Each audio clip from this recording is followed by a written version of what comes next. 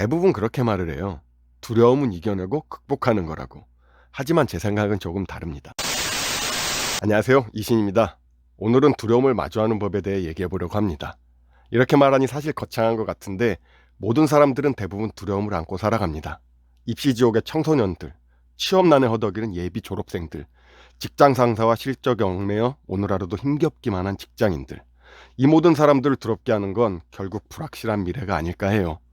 열심히 공부하면 다 명문대에 갈 수 있고 명문대 졸업 후엔 좋은 일자리가 보장되고 누가 봐도 좋은 직장에서 남부러울 것 없이 살게 된다면 우리가 두려움을 마주할 일은 현저하게 줄어들 겁니다. 하지만 인간의 욕심은 끝이 없죠. 지금보다 항상 더 나은 삶을 원하고 그 과정에서 두려움은 필수로 따라 붙습니다. 예를 들어 명문대를 나와 좋은 직장에 들어가서 누가 봐도 괜찮은 삶을 살고 있는 사람이 있다고 쳐볼게요. 이 사람은 더 큰 욕심이 있습니다. 바로 사업에 성공해서 부와 명예를 얻는 것이죠. 경제적 자유는 그냥 따라오는 덤 정도가 되겠습니다. 이때부터는 또 두려움과 싸워야 돼요. 여기서 말하는 두려움은 뭐죠? 바로 불확실한 미래에 대한 경고인 셈이에요. 지금도 충분히 안정된 삶을 살고 있는데 굳이 모험을 할 필요가 있냐고 말하는 거죠. 너 이렇게 욕심 부리다가 잘못되면 좆된다고 말해주는 겁니다. 대부분의 사람은 이 갈림길에서 안정적인 선택을 할 거예요. 굳이 리스크가 큰 두려움을 감내할 필요가 없기 때문이죠. 이해를 돕기 위한 한 가지 예시였지만 비단 저 상황이 아니어도 우리는 크고 작은 두려움을 안고 살아갑니다. 그리고 그 두려움의 근본적인 원인은 내 선택에서 비롯돼요.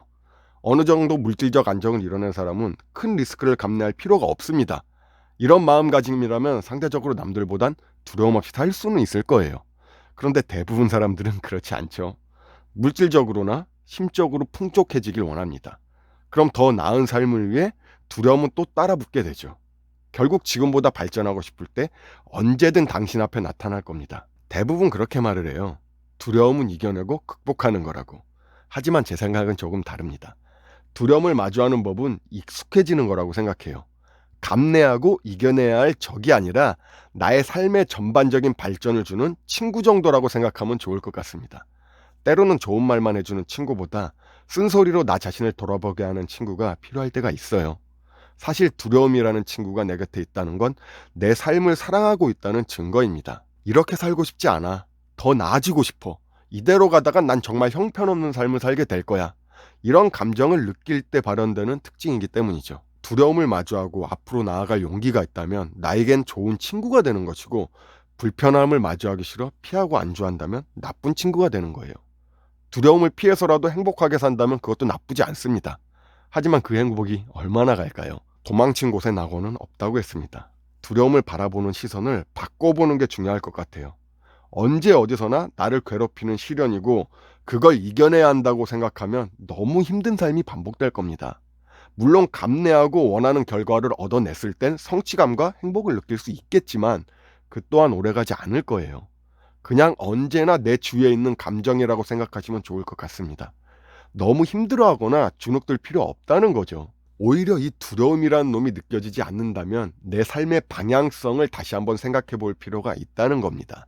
당신의 삶에 전반적인 부족함이 없다면 모르겠지만 그렇지 않다면 이 두려움이라는 놈을 피하지 말기를 바래요. 이 친구가 곁에 있는 한 더 멋진 나를 위해 자신과 싸우고 있을 테니까요. 그리고 그 과정을 두려워하지 않을 겁니다. 점점 더 성장하고 발전할 거예요. 두려움을 마주하는 것이 쉬운 일은 아니지만 우리는 이를 통해 더 나은 나를 발견하게 될 겁니다.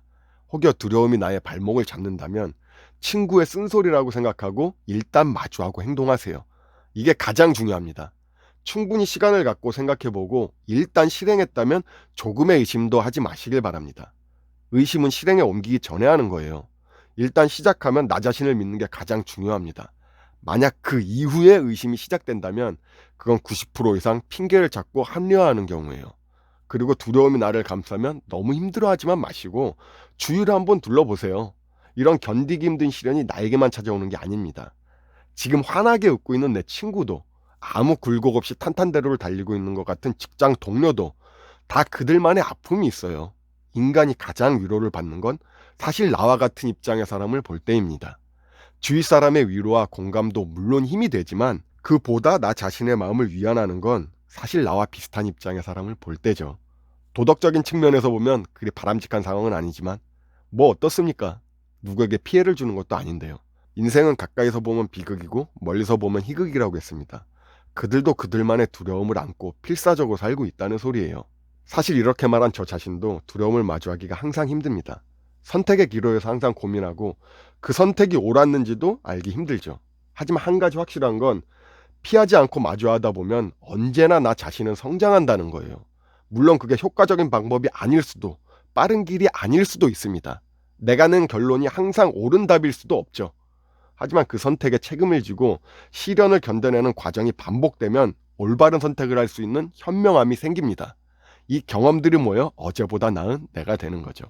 지금 당신이 두려움을 느끼고 있다는 건 더 나은 미래를 꿈꾸고 있고 이는 나를 사랑한다는 반증입니다. 그러니 너무 힘들어만 하지 마시고 이 감정을 기회로 받아들이고 자신을 성장시키는 계기로 삼으셨으면 해요. 그럼 훨씬 더 단단하고 멋진 내가 되어 있을 겁니다. 결국 두려움은 마음먹기에 따라 좋은 친구가 될 수도 있고 내 마음을 좀먹는 적이 될 수도 있음을 꼭 기억하시길 바래요. 제가 준비한 영상은 여기까지입니다. 오늘도 멋진 하루 되세요.